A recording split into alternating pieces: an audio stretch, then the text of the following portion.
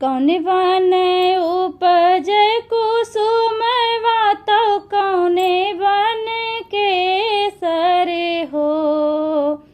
कौने बन उपज कुसुमवा तो कौने बन केसर हो। ललना कौने बन उपज गुलाब तो चुनरी रंगाइब हो। ललना कौने बन उपज गुलाब तो चुनरी रंगाइब हो। कौने बन उपज कुसुमवा तो कौने बन केसर हो। ललना कौने बन उपज गुलाब तो चुनरी रंगाइब हो।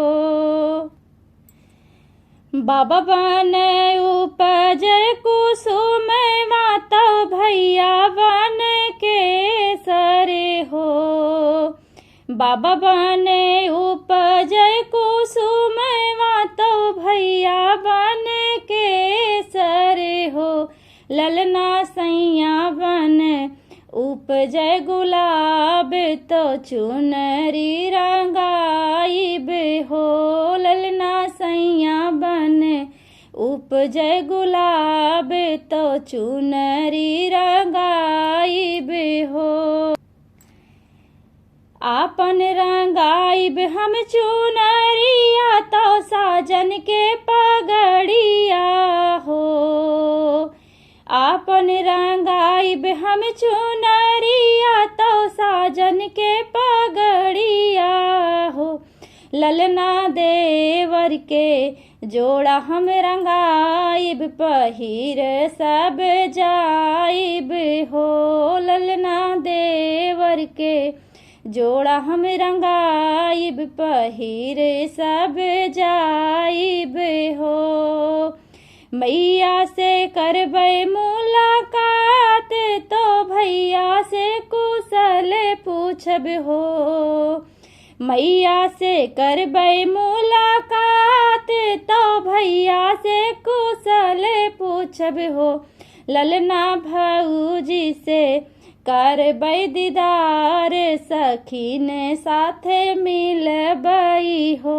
ललना भौजी से करबै दीदार सखीन साथे मिलबै हो। ललना भौजी से करबै दीदार सखीन साथे मिलबै हो। कौने बन उपज कुसुमवा तो कौने बन केसर हो।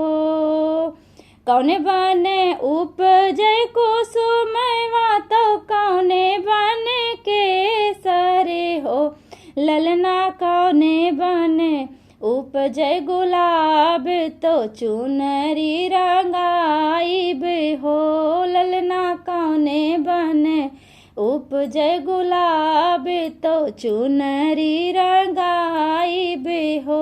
ललना कौने बन उपज गुलाब तो चुनरी रंगाइब हो।